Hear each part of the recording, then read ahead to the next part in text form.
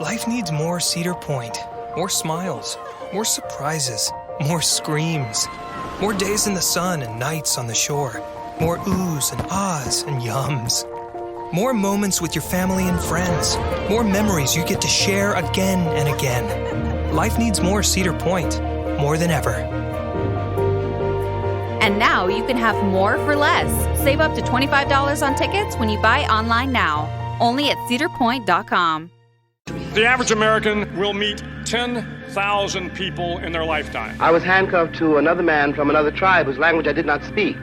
Don't think, feel. But if every one of you changed the lives of just 10 people, and each one of those people changed the lives of another 10 people, and another 10... We did not know each other, and we could not speak to each other because if we could have spoken to each other, we might have been able to figure out what was happening to us. To every politician who was taking donations from the NRA, shame on you. I believed them when they said they were sleeping on concrete floors. I believed them. Children being separated from their parents. Hello, everybody, and welcome to a pop-up episode of Public Access America. That was a hell of a lot of P's to begin the show. I'm here with my co-host from Inspirations Beyond Disabilities, Jay. You can find him, the Baritone Blurred, on TikTok and Instagram, Baritone Blurred on Twitter, and I'm not quite sure what you are on YouTube, but if you go to Inspirations Beyond Disabilities page on the bottom, you can find all of the hosts and connect with them there. Hey, thank you for having me, Jason. Oh, no problem. I'm so excited. We on Inspirations Beyond Disabilities, we tend to have long form conversations that bring about compassion, understanding, and empathy. And you and Dave and all of the cast really open up honestly and about everything from disability to just being a human. And I think that is really cool. Are you surprised that it's come together the way it has? Yes and no.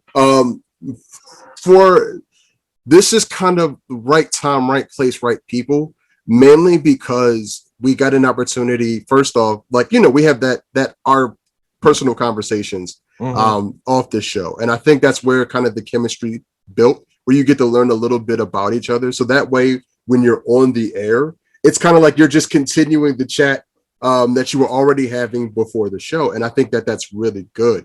Secondly, because of the space we're in, all of us are members of Blind Talk, and we're all sharing in some form or another, to some extent or another, our personal lives. So it's just kind of becomes easy to kind of you already kind of know the person before you got into the chat. And now you're in the chat and you get to know the person even more, so that when you go live, it's already like you're not live with co-hosts, you're live with friends. So that makes the conversation a bit easier.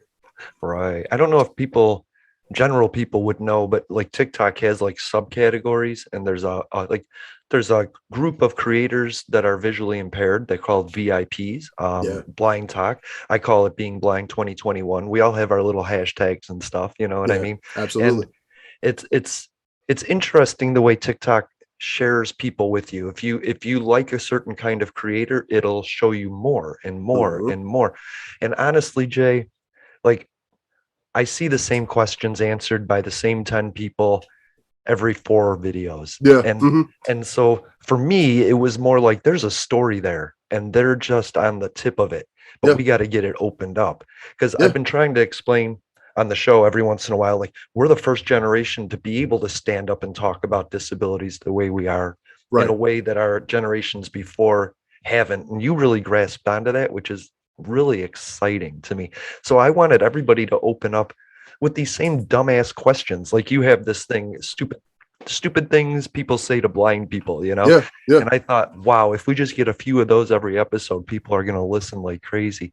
But it became more than that.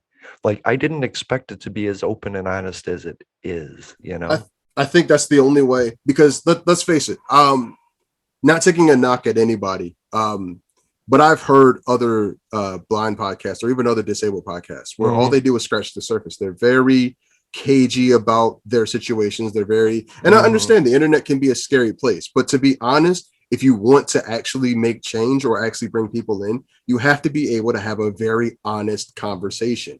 And if the hosts aren't willing to be transparent to an extent, I'm not saying you have to go out there and put your social security number out there at the very first episode, but if you don't become, at least to a degree, transparent, then after a while, no one's going to want to listen to vague conversations or vague situations. Like in my videos, I add my wife and I add my kids because I want people to see not just like, hey, here's my family. Here, see, we can get married, but like, no, we can function. And here's the proof. We can do these things. Here's the proof. If you talk about things with mental health, hey, let's talk about the things, not just like in broad scopes, like, hey, mental health is an issue. We need to talk about it. But like, hey, here's what I dealt with personally with mental health. Like, these are the challenges I've faced. And when I get a lot of people, I put in the chat once, I started getting to a video, one of the episodes I clipped out a scene or two. And people were like, oh my God, I've never related to this so much. Like, I didn't think anybody else talked about this. If you live in a world where you're the only visually impaired person and you don't know anybody else and you don't have an opportunity to interact with other people, then this is kind of the beacon shot up. Like, hey, you're not alone. We're over here. You can find us over here, you know? Right. So I think it's beneficial. I think it's really, really good. What's amazing to me is coming out tomorrow. Coming out, podcast schedules.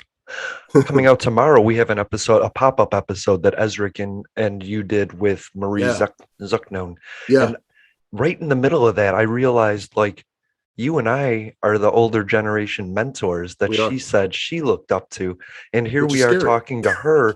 And what she does is she goes ahead and talks to younger blind people than her. Yeah. Like, she's in her early 20s. Ezric is in his early 20s. And it's almost like this daisy chain of, and I want to be more cautious of my language on the show because we're passing something down. And not only that, I think younger people are looking up to hear the conversation, and I can't wait to find out how they twist it. Yeah. How somebody younger than us twists it and says, those old people, they don't know what they're talking about. They're so outdated. I can't wait till we're outdated, Jay. And there's a new generation. And there's a new generation talking. Yeah. They're going to be a more bolder generation than we are. So this is kind of, so the generation before us, those that were dealing with this in silence had to at least, crawl so that we could kind of walk so that the next generation after us could run. So I can't wait to see them run and see what they do with it, because they're going to be more outspoken than we are. And I'm hoping they even take it steps further than we do, because right now we're having the conversation, but the conversation has to turn into action at some point or another. And that's what I'm looking forward to. That my issue is that, like, there's 49 million disabled people in America, but it's a scattershot of disabilities. Yeah. I mean, there's 45 million African-American people in the country, but that's not scattershot. It's men and women and children, but they're basically able to coalesce. Right. It's hard for disabled people to coalesce, I think, without wanting. There's so much to want. There's so many things. From an outside perspective, it looks like 49 million people want 49 million things. That's not what it is. We just want to be equal. And those things are easy to do on a case-by-case basis by the people involved in the situation, right? I don't need Joe Biden to build me a ramp. What I need is the building owner to maybe consider painting blocks yellow so I don't trip over them. Right. That completely makes sense. The hard thing is that it's from what I'm starting to see, it's cheaper to ignore us. And I think that's what it's become. It's become a thing now where it's just like, it costs us too much money to meet. We talked about this a few episodes, to meet a reasonable accommodation. Right. Therefore, I will ignore you until I am forced to actually make some type of change. Yeah, I think there's the stereotype that we get everything for free. So if they're to give us something, the polls would say that's a negative. Yeah. Like, all the other Americans seem to think that we have it on easy street. Yeah. And if Joe Biden was to, like, give us extra money in our checks, they would hate that. But they're all getting it and we're not. Well, I'll tell you this: if what the video you shared with me the other day, the student loan forgiveness, if that's true for disabled, it is going to be screaming bloody murder in the streets for a while, because that's going to be like, oh, well, you guys got it further easy. No, what it means is that for my $92,000 that I owe, and for the less than $1,000 I get a month, it just means that I can actually live and actually afford to do something with my credit instead of having to spend the majority of that on paying off a student loan for a job I can't get because no one is willing to hire me. Like that's what that means. But people don't see it that way because, again, the narrative that's put out there about us is who was it? I cannot remember who said it, but they basically said that the way to prevent people from actually seeing the real change is, instead of fixing the problem, pointing out someone to blame, right? And for a lot of situations, we are the ones that you can blame. Social Security is the reason why you don't have enough money in your check at the end of the week, because you have to pay for Joe Lazy, who's sitting at home watching The Price is Right because he doesn't want to get a job, right? That's the way it's explained to a lot of people, right? Right. Social Security needs to end. Social Security is the biggest problem in America. These old people should be living with their families. These disabled people should be living with their families, right? So it's not, hey, let's fix the issue. Let's turn the blame on somebody else. So this is just going to be a continuation of that narrative. So unfortunately, until somebody can actually point out the hypocrisy in all this, it's still going to be the continued blame game. Well, let's point it out. You want your student loans forgiven, which means that you are attending school to have a better lot in life, right? You're trying to crawl out of the same mud that everybody else is. It's exactly just, you can't see where you're going, but you're in your final year of college. You're starting an internship. You're on that path. And people, so how do people say you're Joe Lazy when you just spent 4 years learning to get a degree to get a real job that you're comfortable in? Because they'll still call it Joe Lazy because, again, that when the narrative comes up, when the narrative comes up about disabled people, like I'm on disability, but I'm on disability. I'm taking my disadvantage, parlaying it as an advantage so that I can focus on school, because graduating with a degree with a 2.0 GPA is totally different as graduating with a 3.8, 3.9. Right. So with that advantage, I can actually go out and actually get a better job. But what people will still see is you're still on disability. You still are taking advantage of the system. You still are, in so many negative terms, you still are gaining the system. And I'm like, no, I'm legitimately disabled. I'm legitimately I'm on disability because my eye doctor, my optometrist, my ophthalmologist at the time told me, you need to stop doing what you're doing now. You need to stop. Like, go sit down. If you want to get back into work, you can, but you need to figure out what else you can do besides this. Because before this, I was working call centers. So I was looking at screens for 8-9 hours a day, getting eye fatigue, like burning my eyes out. And now I'm trying to work a job where I barely have to look at a screen at all. I'm doing just looking at people the entire day. So people don't understand that. It's easier to blame, to criticize, to hate than to actually learn, listen, and actually fight together for change. That's right. That's right. You are looking to get off of the system. Absolutely. And I don't know if there's a real way to gain this system. We're not allowed to have a savings account. No. I don't know how you manage to stay on disability and go to school, because most people would get kicked off for that. If you get married, you could lose your Medicare. There's all of these things to where, and there is so many stories about Social Security requesting money back from people. Oh, no, I know. They've tried. They've done that before to me. I was a resident advisor, so I've had SS my entire life. I went to school. I stayed on campus, and I had an RA position, which you were given a stipend once a semester. So you were given $800 for 4 months worth of being an RA, which to us was terrible because the things we had to do as an RA, you were basically an entire floor's parent. And at my school, you were literally an entire floor's parent. For $50 a week. $50 a week would have been nice. The breakdown is, I think, $1.74. No. 68 cents an hour was the breakdown. Wow. Basically, it's the breakdown of 68 cents. And Social Security hit me with we heard you had a job, therefore we're taking. And I was like, yo, I made $864 a month every 4 months, a semester, while being in school. They were like, that's not a job. I'm like, no, not. But Social Security doesn't really care if it's $1 more, then if it's $1 more than they think you should get, which is pretty much the benefit they give you, they will do all they can to try to snatch it from you. But that's because, and you're right with the you can't have a savings account. You can't have, your spouse can't work or automatically that's gone. The only income we have in our family is that, which is why we live where we live right now. Like, that's the only income we have. So it's a lot of hardships. It's a lot of doing without, so that you can do. I always tell my wife, and this is how we just think about it now. You do what you have to do now, so you can do what you want to do later. Yeah. So that's what we're doing right now. We're doing what we have to do, and we know we're in the last 9 months of doing what we have to do after years of doing that.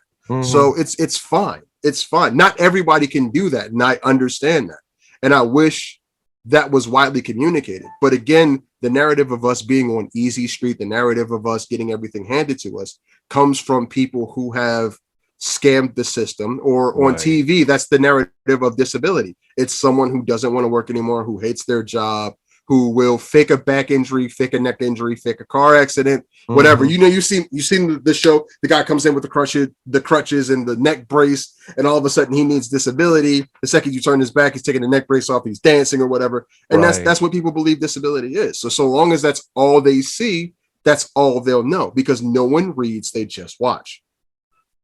Yeah, they just assume.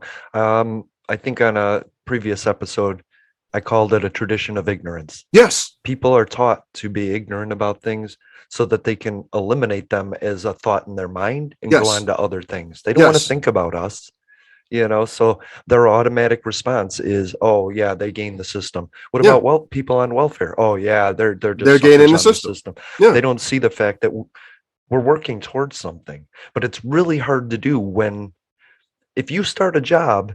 I'm going off topic here, but if you start a job, you don't have security in knowing how to do that job. You don't get extra time to train for that job. Like, I'm pretty private. You're pretty private. We like to learn things before people see us learning them. So it looks like we know how to do them. That's how we compensate for our visual impairity, Yes. But the truth is that employer can fire you at any time for not being a fit. So if you start a job, get a paycheck, Social Security says, you don't need Social Security anymore, then you get fired, then what do? You have to reapply all over again. And that's the issue. Yeah. That's an issue. It's an issue. And it is. And if employers, we have people on the show that have jobs and they are great at their jobs. They've never missed a day, and they still have to worry about losing their job to somebody not as good that can see. Yeah. And I think that's so weird. I think what's going to happen is more people are going to use the system to grow and become entrepreneurs that then go on to hire disabled people. Yeah. And that's what I'm hoping, that this 2 years of free college and student loan forgiveness opens this up for people like you and I to become entrepreneurs. And then, look at this. I'm a podcaster, and out of 2 shows, how many? 8 people, and they're all visually impaired. There's not one person that isn't visually impaired in this network. So I think it's just kind of cool. I don't know how to change the perspectives on it, that other people have to do it. And what I'm hoping is that these combined shows just tell people to stop having an opinion. You don't need to have an opinion on my life. Maybe if you sat there and followed me around for a year and put on my shoes, you might have an opinion, but I'm not. It's easier to judge than it is to learn. Yeah, and that's what it's basically become. Like our whole culture has become, instead of learning about an issue, I take my opinion, that opinion becomes fact. Therefore, I don't have to learn about it because I'm right. Right. As long as I don't tell anybody my opinion, they won't disagree with it. Not even that. Look at what goes on around the rest of the world. Like that. Think about other topics that are happening right now in the world. People are telling other people their opinion. They have no fact behind it. They have no education with it. Right. They haven't bothered to read anything other than headlines. And that's their opinion. And you better validate their opinion, or you're wrong, or you're stupid, or you're a snowflake, or whatever, Yeah. Right. The two things I was going to try and avoid, COVID and Afghanistan. Everybody on the planet has an opinion, but none of us are military experts or scientists, you know? I always say, and this is harsh, but this is just honest. If you got a D or an F in chemistry, you can't tell me a damn thing about a vaccination. And Right. that's the problem I have with a lot of people is like, you don't understand basic science, and now you want to talk to me about vaccinations. Right. Okay. I think I'm going to leave it up to the people that, did this for a living before the pandemic to kind of let me know what's what with the vaccination.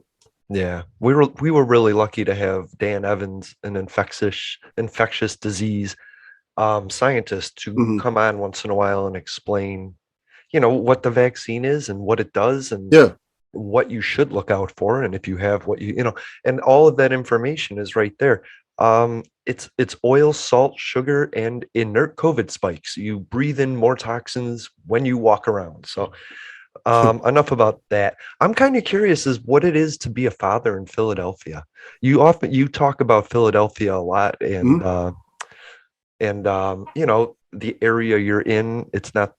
I'm not going to say it's not the unsafest, but it worries you from time to time. So I'm just kind of curious. I mean, what is your area of Philadelphia like? What are the people missing? So in my area of Philadelphia, it's a relatively poor neighborhood. So there's a lot of, when I look at it through three lenses mainly. First is there's a lot of mental health concerns. I live in a heavily populated African American community that mostly is dealing with the trauma and dealing with things like trauma, anxiety, depression, bipolar disorders, several other things, severe stress, and just the constant trauma of being African American or being poor in the United States. Therefore, you see a number of coping mechanisms which are very dangerous, very different ways to try to gain money, which are very, very ill-advised. And because of that, it kind of becomes, depending on how involved you get with the neighborhood, survival of the fittest. And the problem with that is that instead of, again, I look at it as a microcosm of, if we stop fighting one another and start fighting the issues, then we could actually turn this neighborhood around. But it's a matter of convincing people of that. So as a blind and visually impaired individual, if I'm not out running an errand or going to mobility lessons or trying to go to internship or whatever, me and my family, we stay in the house, we stay to ourselves. We have some friends in the area. My brother lives across the street, but other than that, we don't really do too much out in the neighborhood, because the mentality of the neighborhood, it to me is very toxic. And that's in like original toxic. Like if you take this mentality on, you can only go backward from here. It's survival. It's not growing. It's just maintaining. Yes, it's just maintaining. And in some areas, it's barely maintaining. Well, that's what people don't realize. It's the frog in the water theory. Like, you might be maintaining, but if you're maintaining, you're constantly losing ground, because the world is going forward if you're not. Right. Standing still is not really a thing. And that's the thing that for so long, like we see people, and people will ask us in certain ways, like, because again, you don't really see too many married couples with children in our neighborhoods. You see baby mothers with their children, you see baby fathers with their children, but you don't often see husband, wife, kids, like a nuclear family. And people always ask, like, well, what did y'all do? How was this like, and things like that. And then it's kind of like you talk about, like, okay, well, this is what we are, like, this is what we do.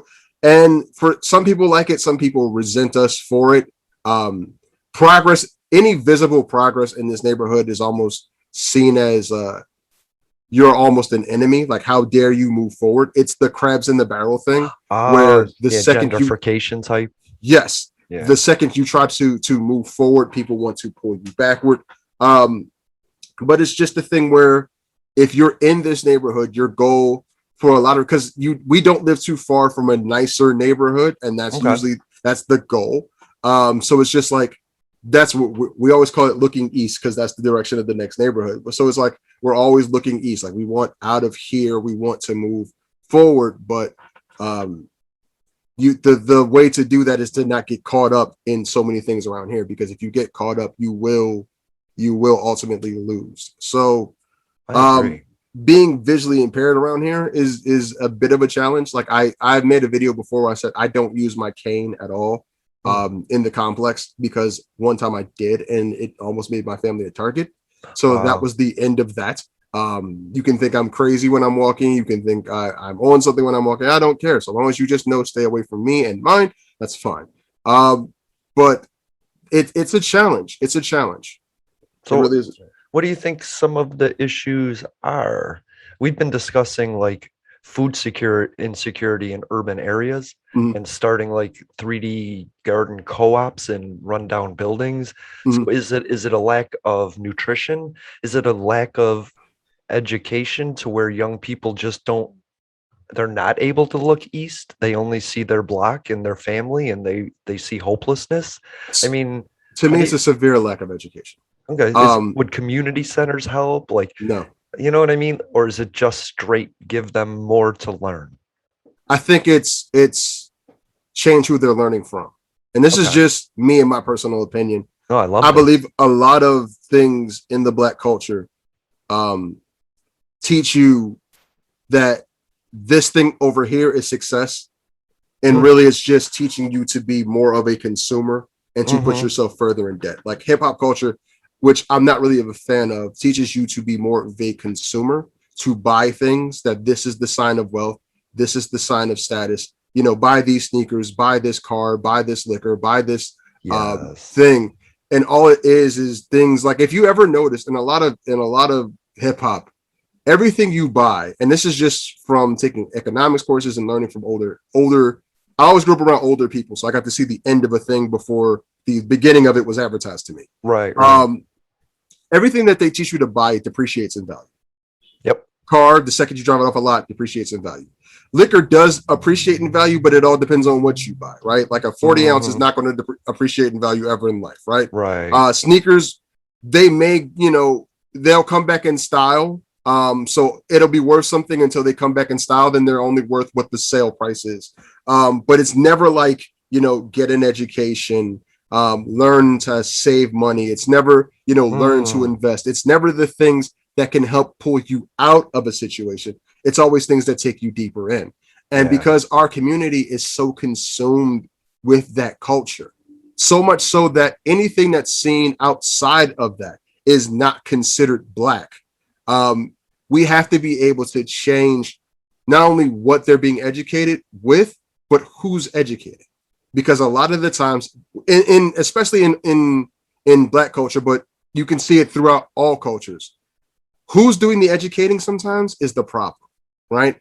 When you see certain news being the educator for certain things, that's problematic. When you see people getting their morals and values from certain television shows, that's a problem.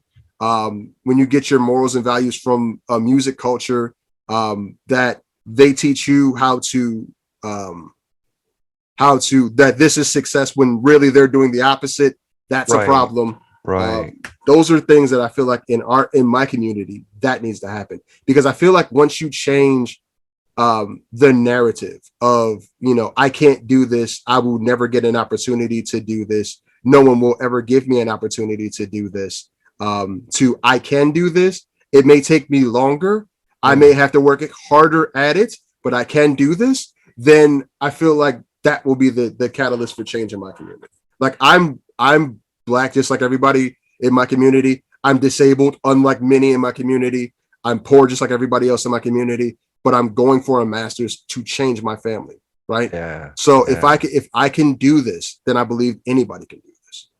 So it sounds like the way to do that is to talk to children that are younger than the ones that are already in that other culture, right? True. So that sounds like parents need to raise their children with different goals. Like when you were talking, I thought of a line that somebody said, rich people are poor because they put their money into things that grow. Poor people spend their money on things they think rich people will buy.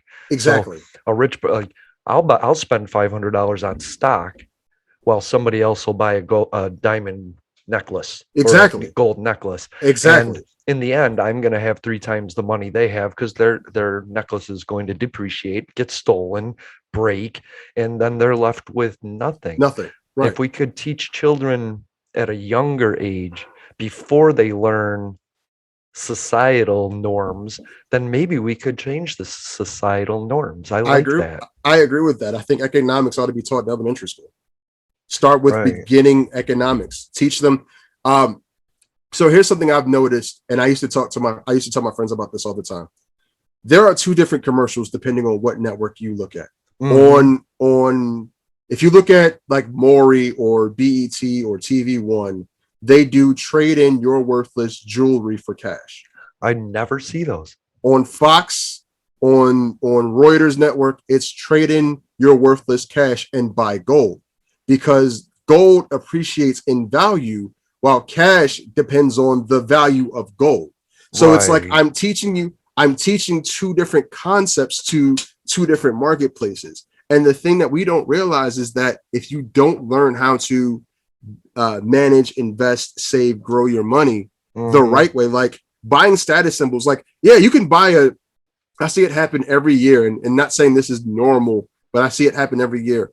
People, when they get a large amount of money, whether it's a stimulus check, whether it's a tax refund, they'll go out and buy the most flashiest, shiniest thing. New TV, and then new car. Right, new TV, new car, new clothes. They are the freshest thing on the block for about 3.5 weeks. Right. And then when the money is gone and there's nothing really left to show for it because the clothes become outdated, the shoes become outdated, the car gets dented and dinged. Suddenly it's not as new anymore. The jewelry proves to be fake, or, it's not worth as much as it used to be, or no one cares. Or it gets stolen, lost, or broken. Stolen. Yeah. Right. Or you have to pawn it, because that's the first thing you do when you're losing money. Right. That's a lot of what you see happen. Ironically, it's what happens when you see with people with cars when they buy a car during tax season. They buy it, they put a lot of money down, but can't finish paying it off, and then you lose it.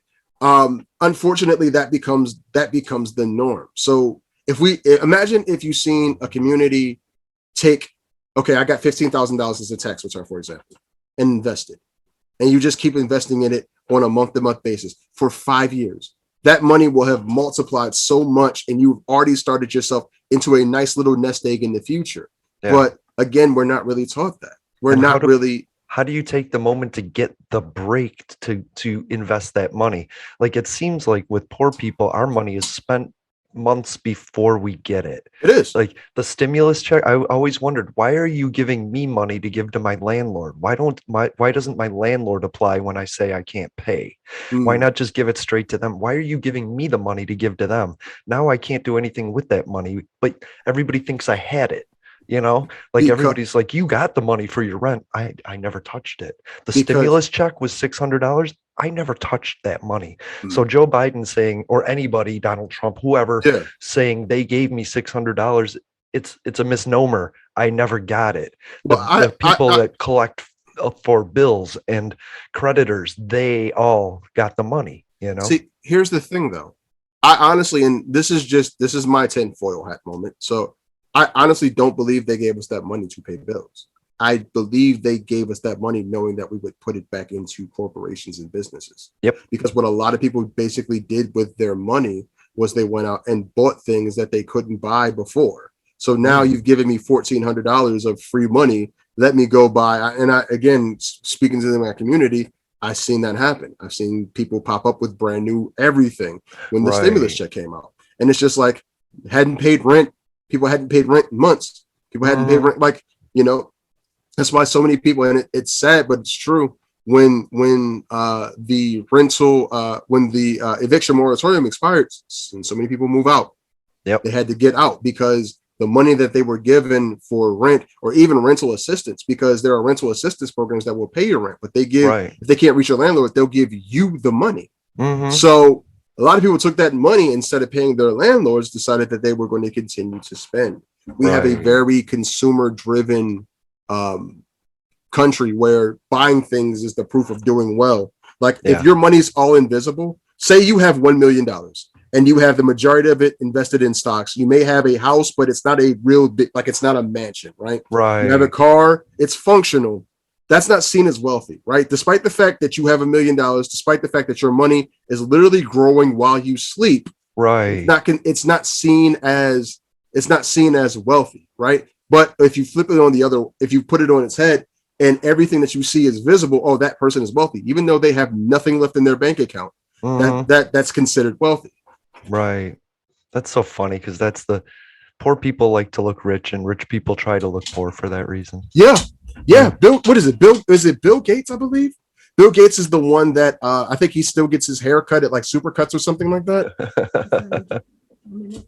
So like he still gets his hair cut at Supercuts. Like he doesn't put a whole lot into his financial, like his exterior, but he's still one of the richest people on earth.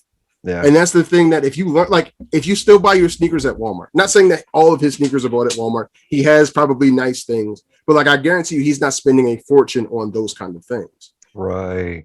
When last year when there was a toilet paper shortage, my friend was like, I just went out and spent $100 on toilet paper. And I was like, So I put $100 into stocks.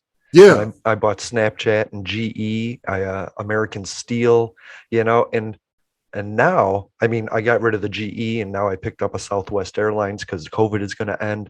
Mm-hmm. I'm up to $600 in 1 year just from $100. And I could invest another $100.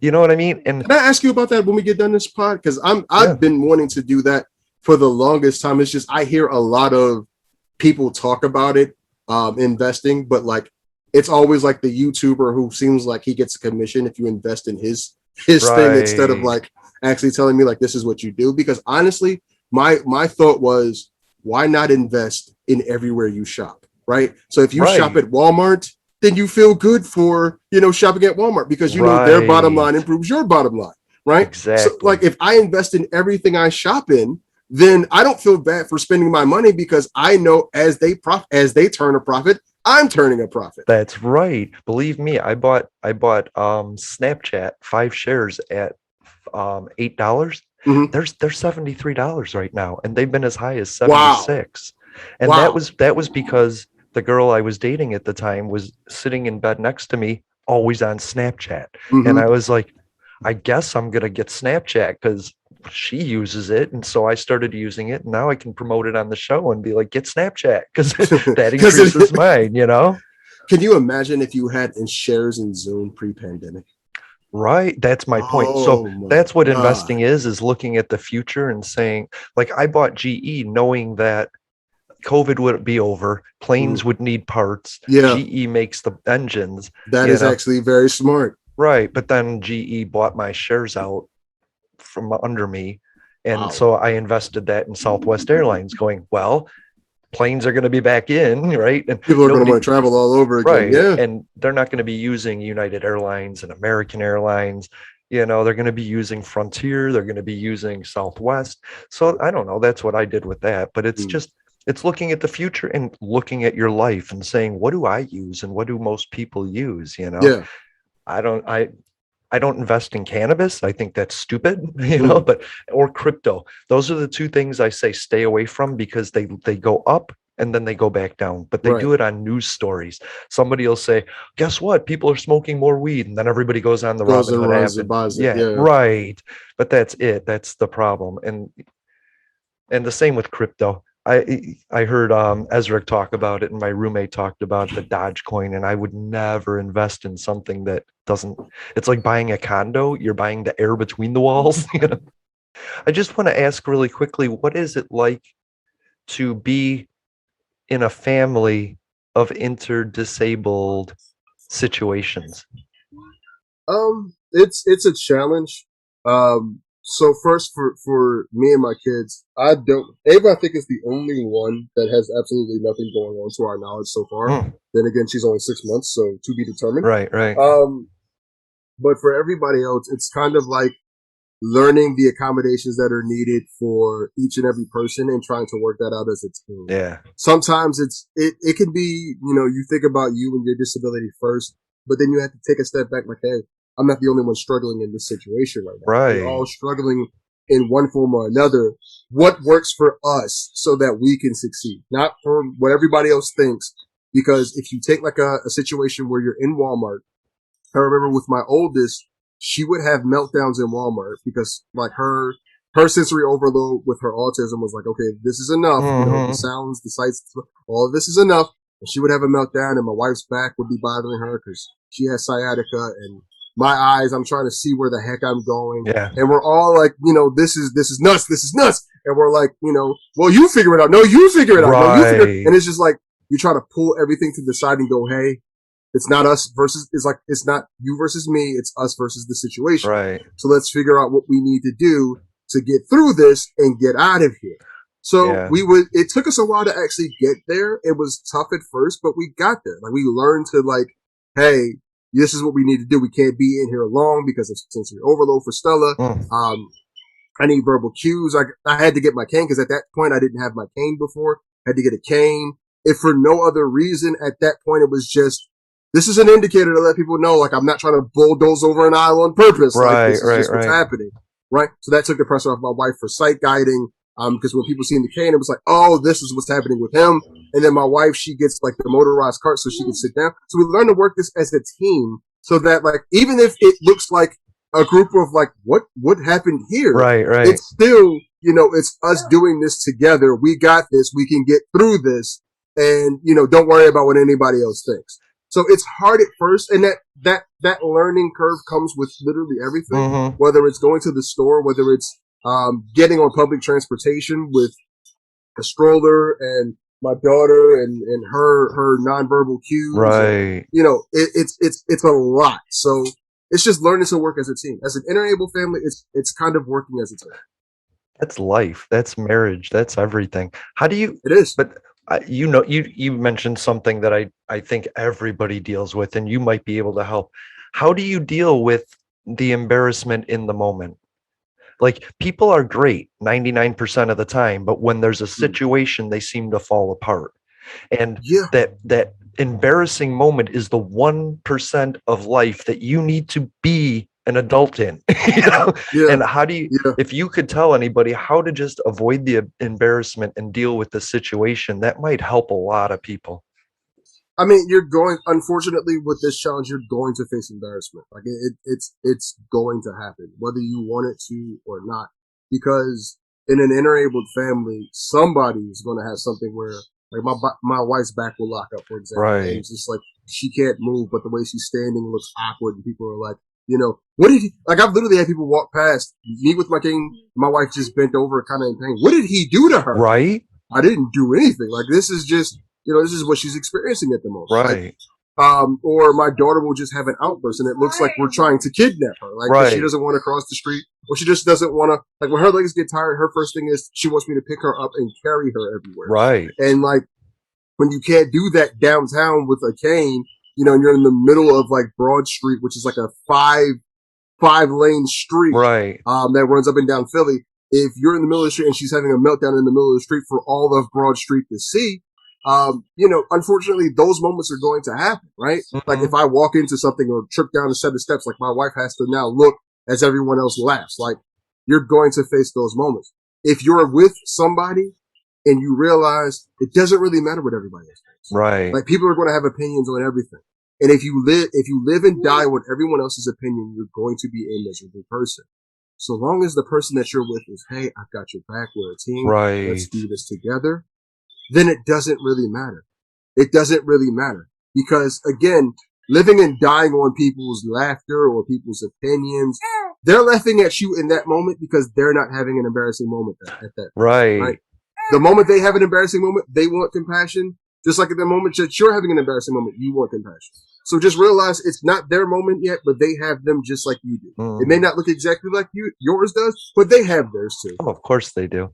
I think love is a commitment. Love is an illusion of adoring the commitment you have. So I think, like, in a relationship, it's those times of embarrassment when you know you got the right partner, right? Because you're in it together. They didn't just walk away on you and leave you alone in that situation. They were like, I'm going to stay in the embarrassment and we're going to help fix it together. How do you deal with somebody intentionally or unintentionally making fun of your child? Because that would make me want to slaughter a bitch. You know what I mean? So I realized that, like, for the most part, whenever my daughter's on camera, whenever my oldest was on camera, I'm holding her, or I'm sitting next to her, or I'm basically prompting her, right? A lot of what's edited out is her nonverbal cues. Okay. Because she's in the middle of the autism spectrum. Okay. So she can say words, she can parrot back to you, right? But like she also has like a humming and a other noise, in the background that people don't necessarily understand. I thought that was adorable though, because it's just freedom. It's her version of freedom, right? It is. But a lot of people, because again, education, just like for us, right? The stereotypical blind person is completely helpless, or wears the glasses in the can, or the stereotypical autism person on TV is a person with Asperger's syndrome who's high functioning, who's savant. Yeah, if you think Sheldon Cooper from The Big Bang Theory, right? He wasn't outright said that he was autistic, but a lot of his mannerisms and things were those of autism. Right. So that's a lot of times when people think autism, that's what they think. They don't think about the other portions of the spectrum where there's the beginning where there's barely any functionability at all, or the middle where my daughter is, where there's some functioning, but there's not a whole lot. So I know that people don't understand that, and that's fine. If I snap out, then I lose a moment to educate. And I understand that there are going to be people who are going to make fun because they're trolls. That's fine. I could obliterate that really quick. Right. But for the people I know, like, you just don't know, and you're curious about it, I'll tell you, like, hey, that's my daughter. Like, she makes noises. But a lot of times, like that day, I didn't even know she was in the room. But that means she's happy. That means she's happy. She is. That's her. Right. That's one of her happy noises. Right. Okay. So, and whenever she's around me, she does that a lot, which is why I can't usually, like, I've scrapped so many videos because I start filming a video and my daughter she picks up with her noise. So it is what it is. It's totally fine. It is. If one thing that kind of bothers me on TikTok, and this is just, again, being honest, when I see people snap out about a genuine question, I understand the troll question. When somebody snaps out on a genuine question, whether they're tired of answering, whether they've answered it 1,000 times, like, look, I know for a fact, I've made 600 videos, and I know no one's going to scroll back through 600 videos to look for the specific question that they asked. Right. Good point. So if someone genuinely wants to know, because part of education is repetition. Think how many times in school someone went over the multiplication tables with you before you got it. Right. Think about how many times people go over. Like, that's part of teaching. If you want to be on here to educate, educating is teaching. Teaching is repetition. So, right. So long as people want to genuinely know, I will repeat myself. Right. So with my daughter, I've answered that question before because someone has asked before, like, what is that note? I remember it was like my third or fourth video. I had my Black Panther helmet on, and I was making a joke about, putting on, cause it was at the beginning of like where they wanted you to put on masks. And I was like, hey, does this work as an acceptable mask? And I had like my Black Panther, like toy helmet on, but my daughter was also humming in the background. And people were like, what the hell is that? And I was like, that's my daughter. She makes noises from time to time. It's totally fine. Right. And I think I've done it a couple other times, but it's fine. Education is repetition. If you're not willing to teach, then if you're not willing to repeat yourself, then you're not really willing to teach. Right. You know what's fascinating about these two subjects, autism and visual impairments? Literally everyone on the planet is on those two spectrums.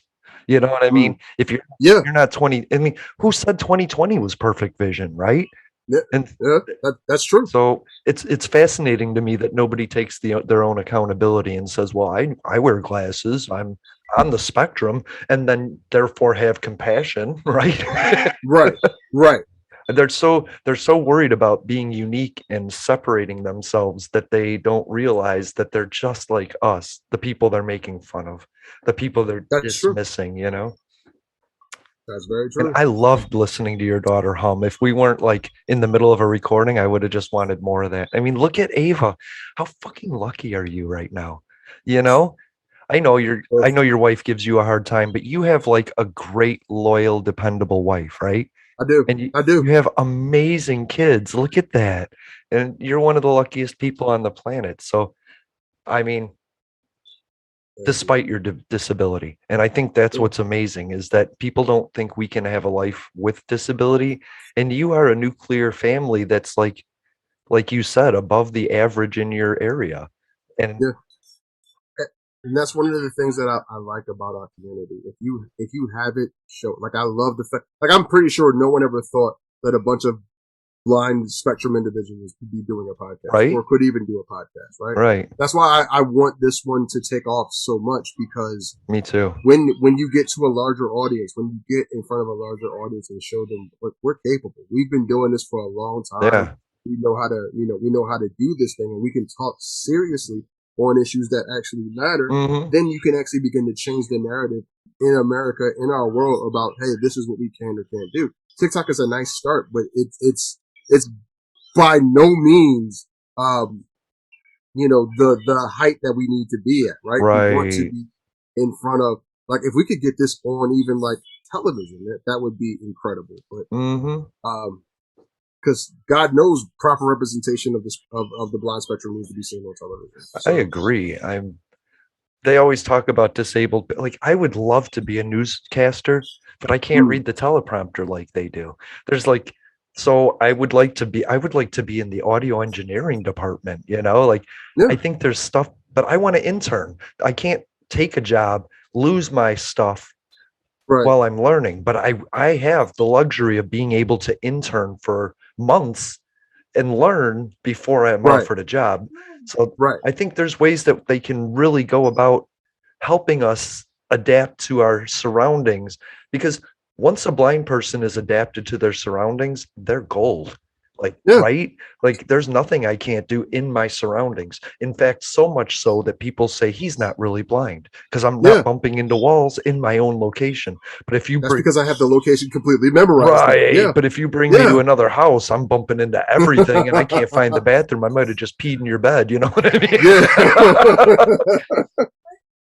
And that's the thing. Well, that's the thing I like about graduate school. Graduate school, that whole interning you said for months before, that's what graduate school does for you. Like, you do, like, it's not like high school or college level interning where, like, you're just shuffling papers, or you're doing the job in graduate school interning. I like that. You're just not getting paid for it, because they're educating you, and they're slowly dipping you into the environment so that you can learn while you're going. So that way, when you're ready to step into the environment, A, you get to count it as job experience. Yeah. And B, you already are familiar, no matter, like, if I do it at channel 6, channel 3, channel 10, I'm familiar with what I need to do. Yep. That's right. It's a basic job that you've already had the time to learn it without the stress of possibly losing the only income you have. Yes. Yeah. I like this. I think internships might be the way to go for disabled people, especially visually impaired people, This is cool. It's a matter of getting a foot, because I made a video about this yesterday. It's a matter of getting corporations and agencies and companies to actually take a chance on you without, like, discriminating against your disabilities. Like, yesterday I talked about the ADA and the problems with the penalties of the ADA.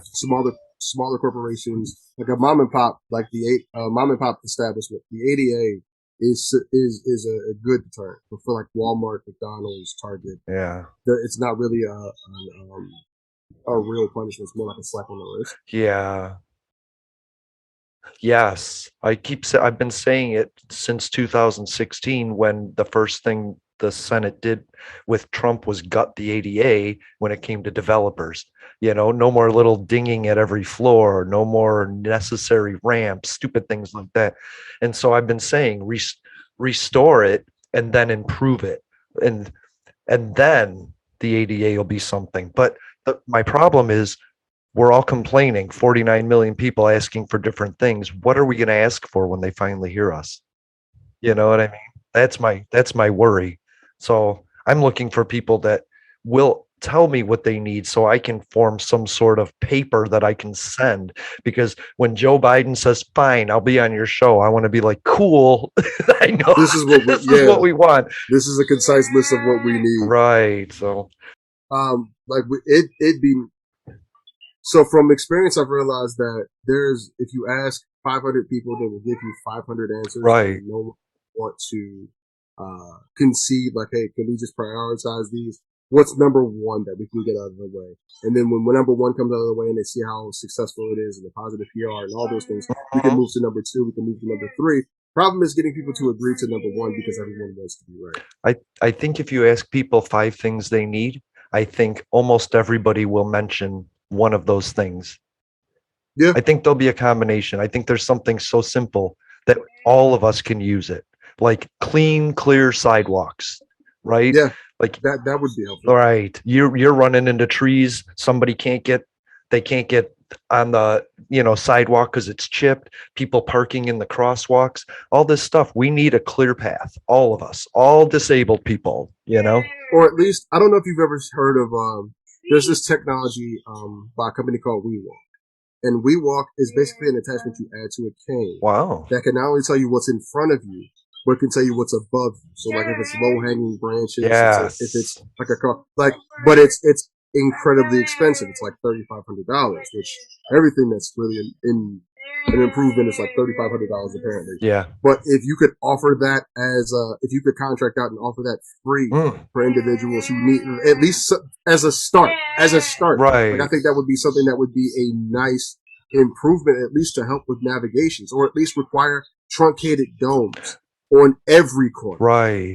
So that way we can pick that up with our canes, or at least the white lines that when you cross the street, make sure that that's on every street corner. So that in way every we city. can actually in every city. That way we're able to cross without issue. Right. Like that. Those are things that you could do. Standardized our assistance. That would be nice. Yes. And that's something you can actually put. Can't you package that into infrastructure? That would be great. And I wish Joe Biden had talked to disabled people instead of not. yeah.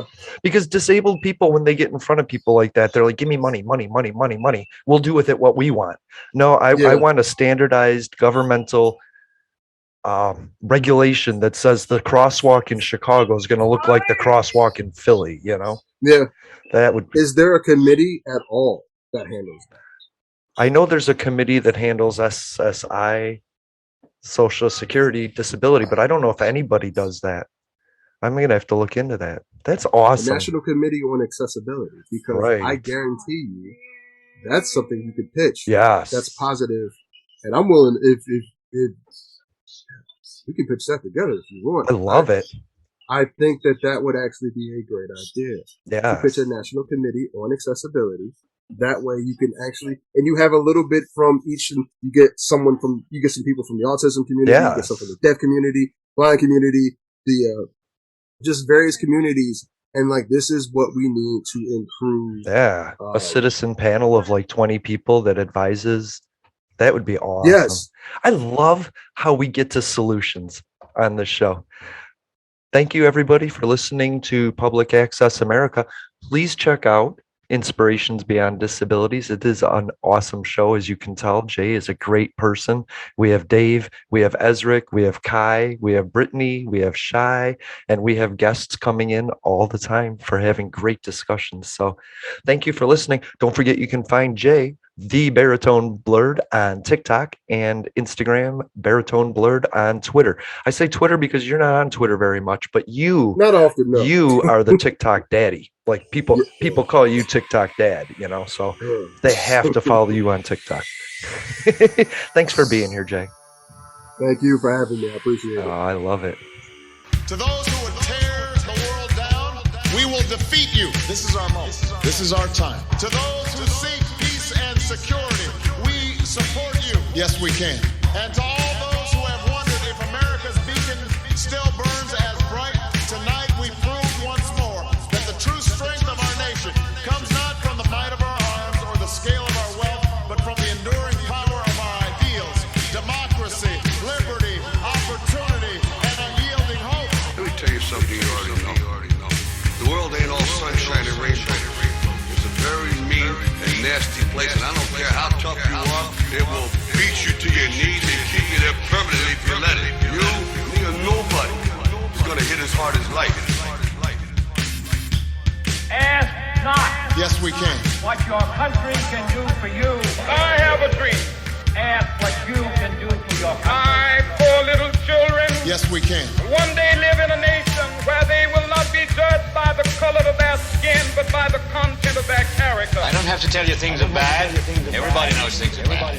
It's a depression. In this lifetime, you don't have to prove nothing to nobody except yourself. But it ain't about how hard you hit. It's about how hard you can get hit and keep moving forward. How much you can take and keep moving forward. That's how winning is done. Welcome to Public Access America. Yes, we can. Sunday live streams on YouTube. I wanted to run out of that tunnel for my dad. On Twitter. What? Apple Podcast, Stitcher Smart Radio Public, and Spotify. Yes, we can. Public Access America. History in the making. Making history in the making.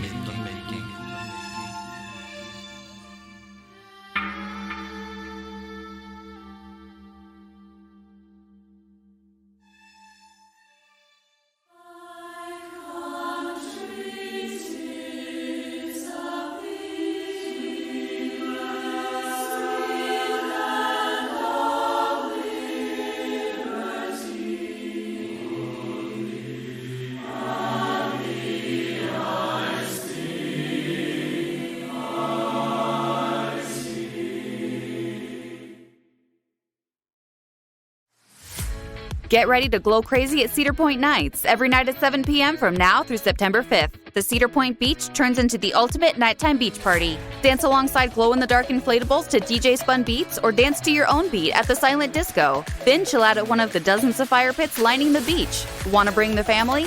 Treat yourself to a dinner that literally glows at the new Dine in the Dark, and then play Glow Beach volleyball, cornhole, or even Glow Team trivia. Join the fun and get the best deal on tickets at cedarpoint.com.